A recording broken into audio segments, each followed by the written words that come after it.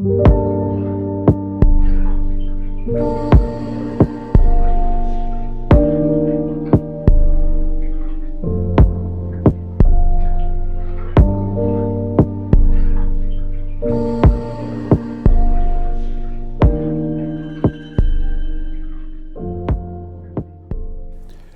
words on a bird.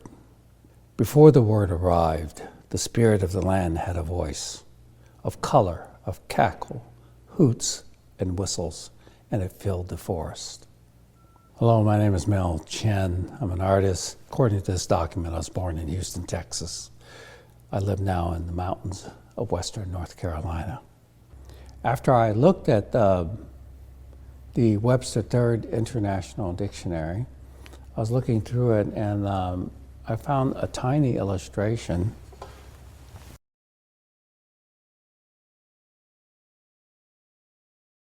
of this parakeet. I steeped the whole thick volume in wax until it's saturated with wax, and I lifted it out and let it freeze.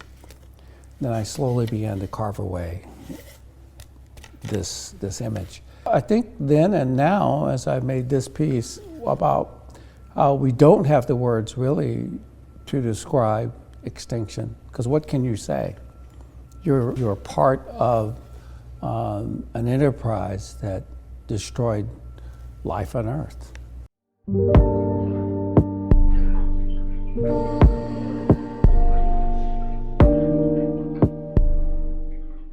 The carving away of words and pages began like a meditation on what I am about as a person living in this world.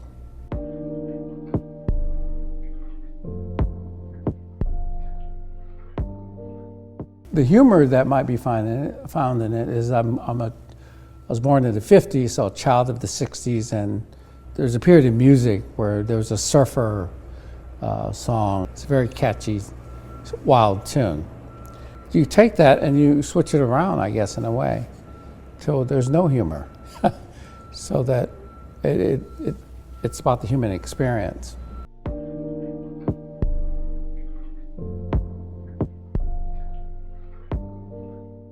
These works are only part of the bigger idea that I was invited to participate in, the spirit of the land. I think what I was trying to do, at least, is to figure out which spirit of the land rules over all of us, especially myself, because you can't excuse yourself from everything that has happened.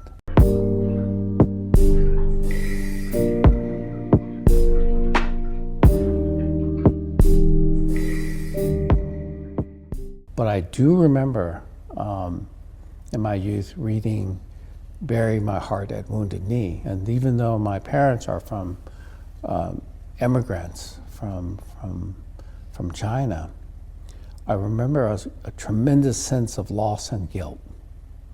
And that feeling is a kind of spirit that is gone, that no longer exists amongst us. Or it's still here, but is not voiced with any kind of authority. Even thinking about what the spirit of the land means, I think Nietzsche reapproximates it, but it's how the unexamined life is not worth living. But I feel the capacity to examine one's life is constantly stripped away, actually.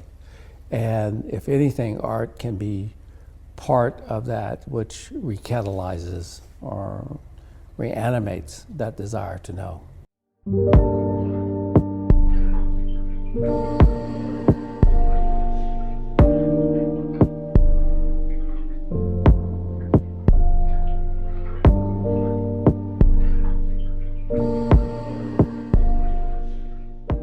I'm Amelia Everett. I have been working for Mel for 4 years as a fabricator, assistant, all of the above. This piece, Never Forever, I don't think it was even called that, but had been around for quite a while in my mind. Mm-hmm. But when I heard you're a weaver, I don't know, that is the most exciting, important moment. You know, when you think of a piece, you don't know how to do something, and you're constantly dreaming and hoping for the right person to show up. So, thank you. Thank you for your expertise. And look at the stuff you're doing. I didn't want to make something based on the plumage exactly, but it would have more information like the color and sometimes its diet. This is the Carolina parakeet, and if you look at Audubon's illustration, it would eat this cocklebur.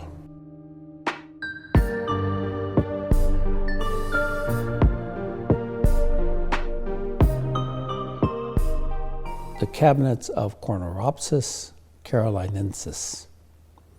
Audubon's graphical illustrations, the palette for woven color, a special cocklebur diet, yields patterns stretched as grills over acoustic speakers, set in hard-shaped cabinets. Consider them coffins. Chunks of a large diamond lie on the floor, resonating through the warped and wefted colors. A species imagined esprit de corps, softly audible, reconstituted dispirited squawks as bites transmit through wires, with none living to deliver and none living to respond.